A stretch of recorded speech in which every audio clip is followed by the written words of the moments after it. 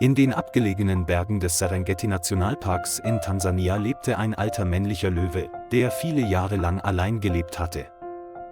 Sein Körper ist dünner als zuvor, seine Mähne ist nicht mehr üppig, sondern mit der Zeit dünner geworden. Als junger Mann war er der Anführer eines großen und mächtigen Löwenrudels. Seine Majestät, sein Brüllen und seine Narben im Gesicht ließen einst andere Tiere ihn fürchten. Doch das Naturgesetz macht vor keinem starken Menschen Halt, und allmählich klopft das Alter an die Tür. Als es merkte, dass seine Schritte nicht mehr beweglich und seine Krallen nicht mehr scharf waren, beschloss es, die Herde zu verlassen. Es ging still davon und ließ seine goldenen Tage und Nachkommen in der Steppe zurück. Auf der einsamen Straße wanderte es die wilden Berge hinauf, wo nur sehr wenige Menschen ihren Fuß hinsetzten. In dieser bergigen Gegend fand der alte Löwe eine kleine Höhle, in der er Schutz fand. Jeden Morgen verließ es langsam die Höhle, hob den Kopf und lauschte dem Geräusch des Windes, der durch die Klippe wehte. Manchmal erinnert es sich an die Vergangenheit, erinnert sich an sein eigenes mächtiges Brüllen, als es Feinde verjagte. Doch jetzt ist diese Erinnerung wie ein vorbeiziehender Wind, sanft und doch extrem fern. Jeden Tag jagt es kleine Beutetiere, um zu überleben. Alte Wunden schmerzen gelegentlich und machen es langsamer. Es biss jedoch weiterhin die Zähne zusammen und führte weiterhin ein einsames Leben. Mit der Zeit ließ seine Gesundheit nach, doch sein Überlebenswille war noch immer ungebrochen. Seine Fußabdrücke waren auf dem Kiesboden schwach, nur er wusste, wie beschwerlich diese Reise war. An einem grauen Nachmittag begegnete er auf einem Berggipfel einem Hirsch. Der alte Löwe dachte, dies könnte eine wertvolle Mahlzeit vor Einbruch der Nacht sein. Trotz des gefährlich steilen Berghangs nutzte es seine ganze verbleibende Kraft, um den Hirsch zu jagen.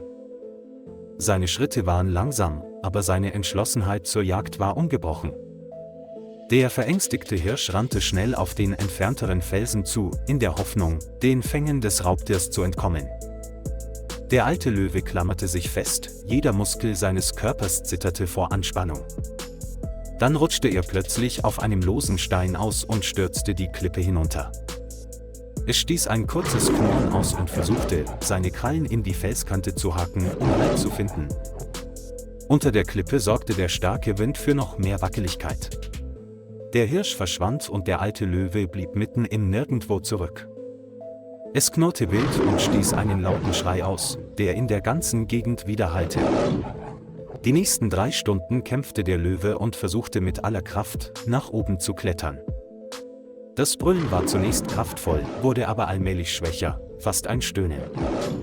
Seine Krallen glitten langsam die Klippe hinunter und hinterließen lange, flache Kratzer.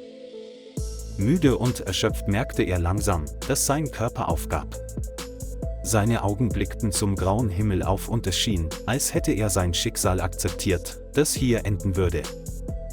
Doch manchmal lächelt das Schicksal in letzter Minute und bewirkt ein Wunder. Gerade in diesem Moment fuhr ein Mann namens Kamau vorbei, ein Mitarbeiter des Serengeti-Nationalparks. Kamau verfügt über langjährige Erfahrung in der Pflege und dem Schutz von Wildtieren. Auf dem Weg zum Verwaltungszentrum hörte Kamau plötzlich das leise Stöhnen eines Löwen. Er hielt das Auto sofort an und stieg leise aus, um die Lage zu überprüfen. Kamau folgte dem Geräusch und entdeckte den alten Löwen, der an der Klippe hing. Die Szene überraschte und beunruhigte ihn. Obwohl er wusste, dass es gefährlich war, beschloss er, einen Weg zu finden, näher heranzukommen, um zu helfen. Kamau war sich bewusst, dass der Löwe möglicherweise nicht genug Kraft zum Durchhalten haben würde, wenn er auf das Eintreffen des Rettungsteams wartete. Als er den zitternden alten Löwen sah, vermutete er, dass er schon seit langer Zeit hier festsaß. Die alten Muskeln zuckten, was ein weiterer Beweis dafür war, dass sie erschöpft waren. Kamau versuchte, sich langsam zu nähern, um das große Tier nicht zu erschrecken. Indem er sich hinhockte und leise sprach, wollte er den Löwen beruhigen. Auch der alte Löwe hob den Kopf und sah ihn an, als ob er verstünde, dass dieser Mann helfen wollte. Sein Brüllen wurde zu einem tiefen Geräusch und war nicht mehr so wild wie zuvor. Kamau setzte sich näher und sagte, ich werde dich retten, aber tu mir nicht weh. Der Löwe nickte, neigte zustimmend den Kopf und schien ihm sein Vertrauen zu schenken. Kamau holte tief Luft, da er wusste, dass es nur eine Chance gab, es in Sicherheit zu bringen. Er packte die Vorderpfoten des Löwen und spürte die schreckliche Last, die das Alter ihm abgenommen hatte. Der alte Löwe versuchte auch, mit seinen Hinterbeinen kräftig gegen die Klippe zu treten. Jede Sekunde ist ein psychologischer Kampf zwischen Angst und Hoffnung. Steine und Erde fielen von oben herab, was die Szene noch spannender machte. Kamau biss die Zähne zusammen und setzte seine ganze Kraft ein, um den alten Löwen Stück für Stück hochzuziehen.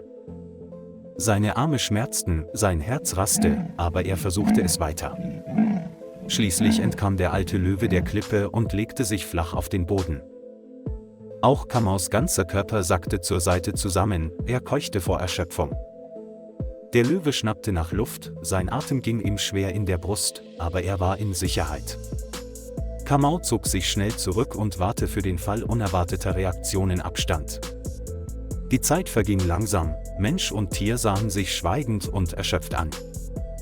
Als er sich etwas erholt hatte, setzte sich der alte Löwe langsam auf.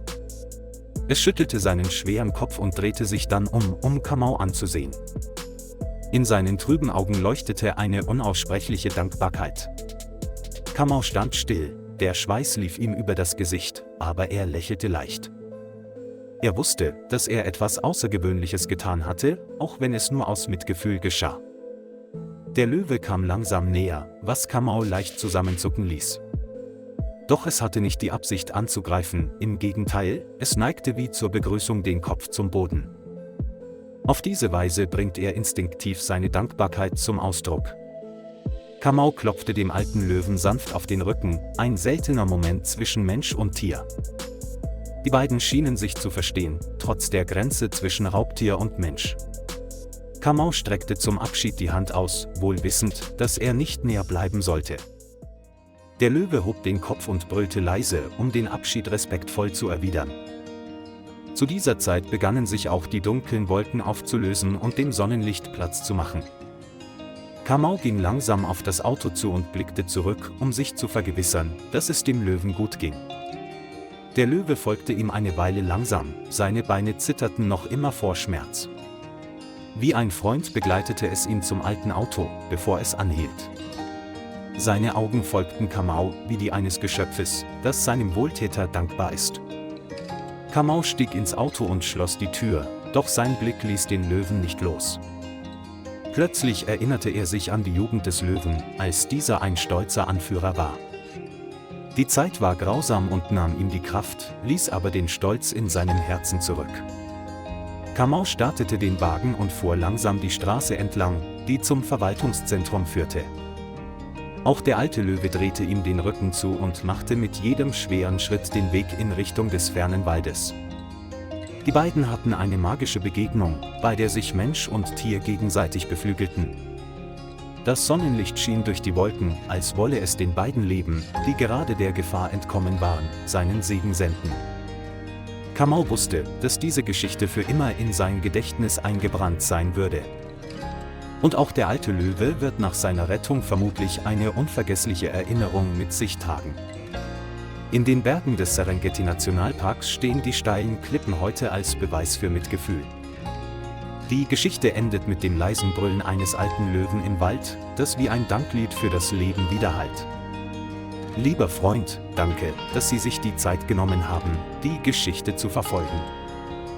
Vergessen Sie nicht, den Kanal zu liken und zu abonnieren, um uns zu unterstützen.